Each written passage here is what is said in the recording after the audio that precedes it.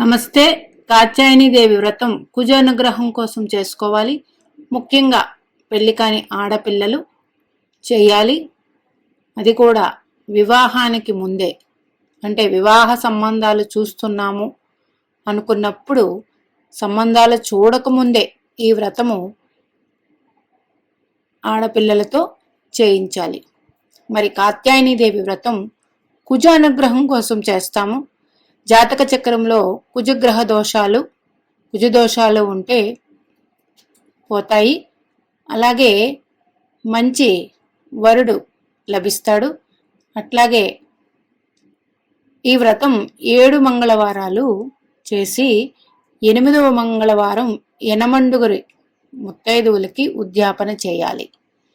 ఈ వ్రతం చేయడానికి పుస్తకాలు దొరుకుతాయి, ఇంట్లోనే చేసుకోవచ్చు. కాత్యాయనీదేవి పటం కొనుక్కొని పెట్టుకొని ఈ వ్రతానికి కావలసినవి ఎరుపు పువ్వులు, ఎరుపు అక్షంతలు, అట్లాగే 7 అప్పాలు, ఉప్పు అప్పాలు, 7 చెరుకు ముక్కలు, ఇవన్నీ పెట్టి వ్రతం చేసుకుని సాయంకాలం వరకు ఉపవాసం ఉండి వ్రతం చేసి అప్పుడు పలహారం తీసుకోవాలి.